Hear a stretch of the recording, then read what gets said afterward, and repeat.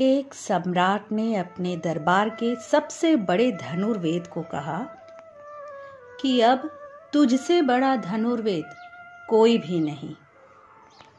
तब तुम घोषणा कर दो इस राज्य में कि तुम्हें टक्कर देने वाला कोई भी नहीं, और अगर तब भी कोई सामने ना आए तो मैं तुम्हें राज्य का सबसे बड़ा धनुर्धर घोषित कर दूंगा। धनुर्वेद ने कहा कि इसमें घोषणा करने वाली कौन सी बड़ी बात है, आप आज ही इसे घोषणा कर दीजिए। रुकने का सवाल ही क्यों, क्योंकि मेरे जैसा धनुर्धर कोई है ही नहीं। लेकिन एक बूढ़ा द्वारपाल जो ये सब कुछ सुन रहा था वो हंसा। उस धनुर्वेद को हैरानी हुई। वापस लौटते वक्त उसने उस बूढ़े द्वारपाल से पूछा कि तुम हंसे क्यों थे। उस बूढ़े द्वारपाल ने कहा कि तुम्हें धनुष विद्या की जानकारी ही कितनी है। तुम पहले उस आदमी से मिल लो, उसके बाद घोषणा करना कि कौन सबसे बड़ा धनुर्धर है। ये बात सुनकर धनुर्वेद को बहुत हैरानी हुई कि ऐसे किसी आदमी को वह नहीं जानता था। लेकिन द्वारपाल ने कहा, आपको हैरान होने की कोई आवश्यकता नहीं, मैं आपको उस आदमी का पता दिए देता हूँ, आप उससे मिल लें।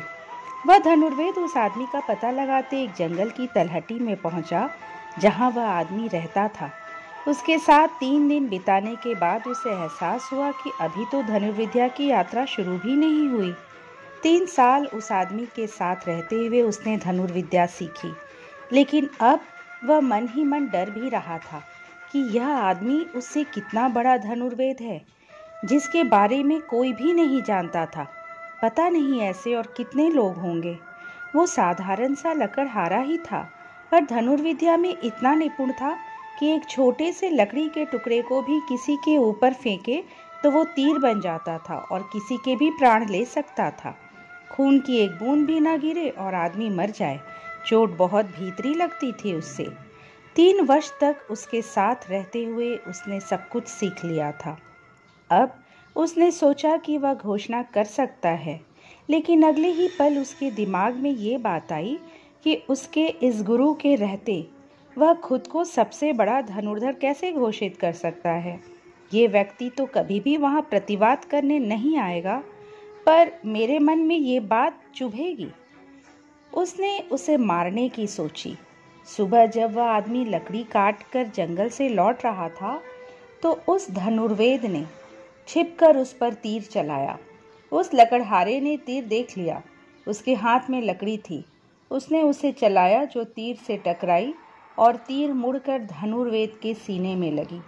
लकड़हारा दौड़ता हुआ आया, तीर निकाला और बोला, बस यही एक चीज थी जिसे मैंने तुम्हें नहीं सिखाया था, पर आज वो भी सिखा दिया। जाओ, तुम खुद को सबसे बड़ा धनुर्धर घोषित करो। मुझसे डरने की आवश्यकता नहीं।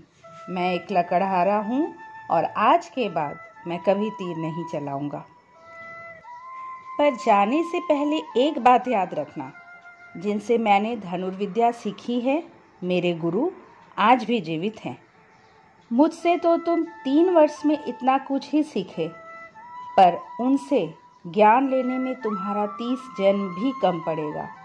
पहले उनसे मिल लो, फिर घोषणा करना।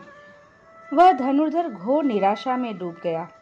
उसने कहाँ खुद को सबसे बड़ा धनुर्वेद घोषित करना चाहा, पर यहाँ तो प्रतिद्वंदी कम ही नहीं हो रहे थे। उसने पूछा, कहाँ हैं आपके गुरु? आपसे श्रेष्ठ भी कोई हो सकता है? लकड़हारे ने कहा, मुझे अपने बचाव के लिए लकड़ी का टुकड़ा चलाना पड़ा, पर मेरे गुरु की नज़र, उनका भाव भी तीर को लौटा सकता था। उस पर्वत पर मेरे गुरु रहते हैं। वह पर्वत की ओर जाता है। काफ़ी खोजने पर एक बूढ़े को उसने देखा जिसकी कमर झुकी हुई थी। उसने पूछा, मैं यहाँ एक प्रख्यात धनुर्वेद को खोजने आया हूँ। बूढ़े ने कहा, वो मैं ही हूँ। लेकिन तुम ये धनुष क्यों टांग रखे हो? उसने कहा, मैं धनुर्वेद हूँ। 100 में 100 निशाना मेरा अचूक होता है। फिर भी मैं आपसे इसका संपूर्ण ज्ञान लेने आया हूँ। उस बूढ़े ने कहा, अगर धनुर्विद्या जानते हो तो धनुष का क्या काम? तुम्हें भरोसा अभी तक नहीं आया।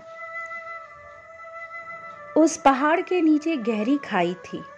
बूढ़ा पहाड़ के सबसे किनारे पत्थर के ऊपर खड़ा हो गया, जिसके पैर के आधे तलवे ही मुश्किल से पत्थर पर टिके थे और आधे बाहर थे, जहां जरा सी भी असावधानी जान से हाथ धुला सकती थी।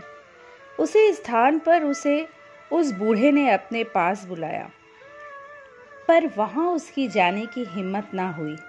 बोला, मेरे हाथ पैर कांप रहे हैं, हिम्मत नहीं हो रही। बूढ़ा बोला, हाथ कांप रहे हैं तब तो निशाना लगेगा नहीं। निशाना कैसे लगाओगे? तुम्हारे भीतर आत्मा भी कांपती होगी। वो कंपन जब खोता है तभी कोई बड़ा धनुर्वेद हो सकता है, और तब धनुष बाण की भी जरूरत नहीं होती। बूढ़े ने आंखें ऊपर उठाई। ऊपर 30 पक्षियों का झुंड उड़ा जा रहा था। सारे पक्षी कतार से नीचे गिर गए।